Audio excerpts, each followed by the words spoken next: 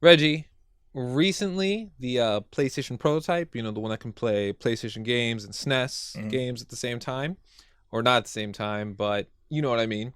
Yeah, Uh, it was supposed to be able to play like the Super Nintendo, PlayStation games if they were going to be made or whatnot. yeah, if they were gonna merge, Yeah. Sony was gonna merge with them. Hmm. It just sold for $300,000. Mm. Someone slapping down some big money on that. That's not. I mean, that thing should have went for more. You know, You think you should go for more? I think Terry, the guy who sold it, got offered more for it, but decided to put it in the bid. At least that's what I heard, but I'm Mhm. not really sure about that.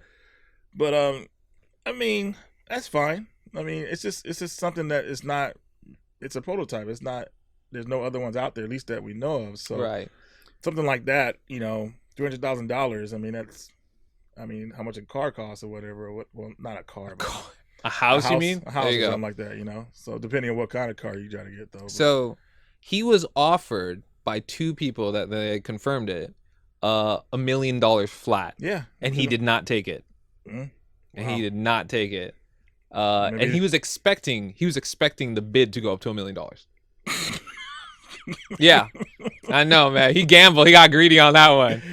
He got greedy on that one. I don't know. He probably just thought it would have been fun just to throw it in the bid or whatever and just kind of like let it go. Okay. From my interactions with the dude who owned it, Mm-hmm. I don't think so. No. I think he was out for top dollar, Oh. and his gamble didn't pay off.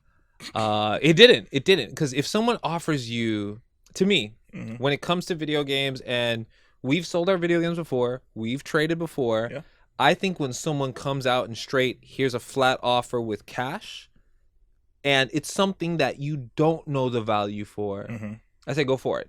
Take that cash one time, because you sitting on it and doing all that stuff, what's the point of it? And I personally believe that he should have sold this thing at the height of the discovery of it, because it's been a while.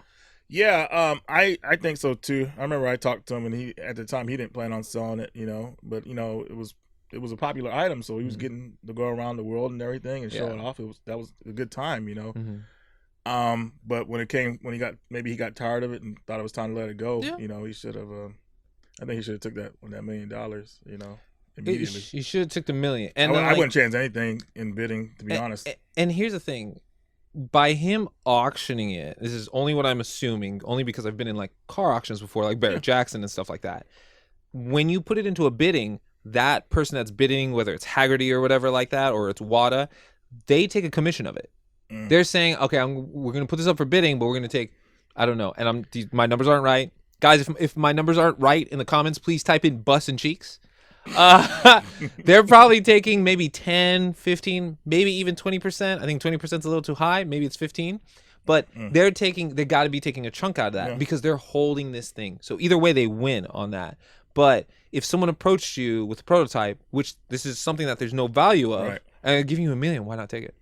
I totally agree with you. Yeah. I think he should have took it, but I just when with something like that, I would never gamble with. I feel like gambling is with bidding. You never know Yep. the final bid, unless he had a set price, like a set bid, which I don't think there was on there. Right, Like a buyout, yeah. like a certain value. It has to Yeah. get to this value before it actually sells or whatnot. A reserve. I would not.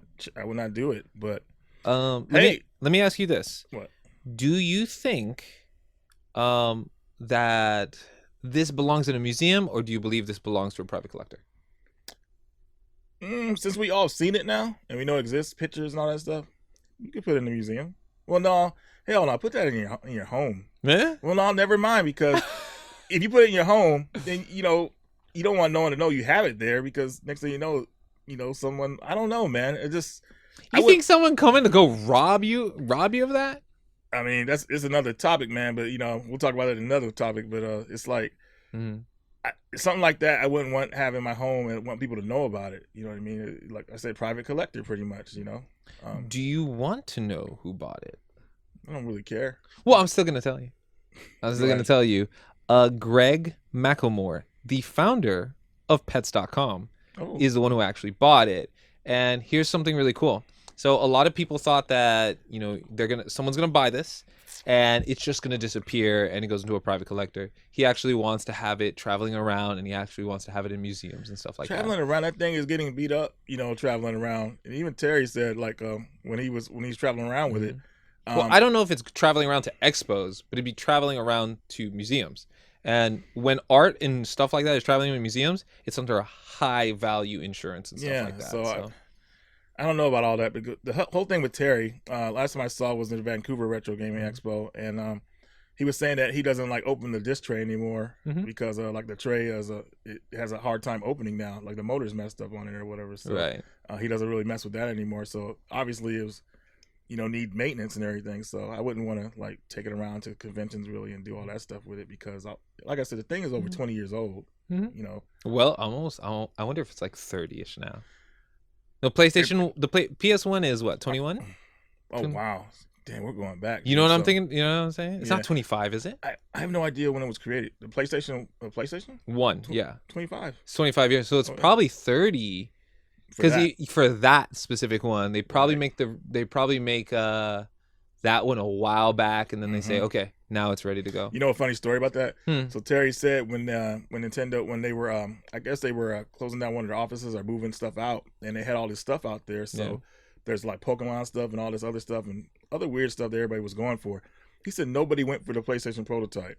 He said it was just laying there by itself. He just went and grabbed it because they were saying, hey, take all this stuff out of here. And nobody touched it. So he just grabbed it, put it in a box, and his son found it years later. And now, I do think what's cool for Terry is, like you said, he got to use the how do you call this thing? He got to use the publicity of it to go travel. He got to meet a lot of cool people. I got to meet him. He got to meet a lot of cool people, travel around the world and everything. That was nice, And he got, being a part of the gaming community and everything like that. So it was a blessing if you think about it as well. I mean, he may not have got what he wanted for it, but like just think about what it brought you in the beginning, too.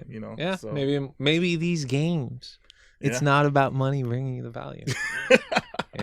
But as far as going back to just real fast to go back to that whole thing about private collector and everything, it's cool to have as a private collector if no one knows you have it. Would you if you know you had anonymity? I hope I'm saying that right. Anonymity, or where you're from. If I'm not saying it right, type busting cheeks. The anonymity of busting cheeks in the comment.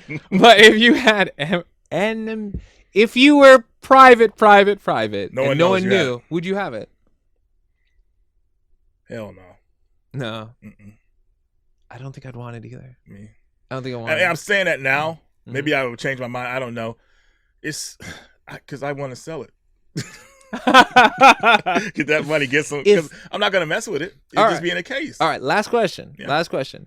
If someone found a second one of these, do you think it would go for more or for less? Depending on the condition. Yeah. It all depends on the condition. It would. So if it's better than the one we saw, I think so. Because the one that was out there, you saw Ben Heck. Yeah. He worked on it and everything and talked about what was going on with it and everything. Great video if you guys want to see it torn down and gone through and explained. It's super fun. Going back to that real fast, man. Like I don't know, were you at the show where he was there when we were at work? That's right. Yeah. It was crazy. So he had his table and everything. Then he would go back and he'd come out on the floor and do his thing, talk with everybody, buy games and whatnot. Then he would go back in there, work on the thing for an hour, then come back out. It was crazy, man. Yeah. I was like, wow. And he has a beer in his hand. He had a beer in his hand. And you know what was funny? What he said? He had said this. He said to Terry, because he was telling us around Jason and everyone else, he says, if someone ever gives you $100,000 for it, take the damn money. Right. No, don't worry about trying to go for more money. And there we go. So.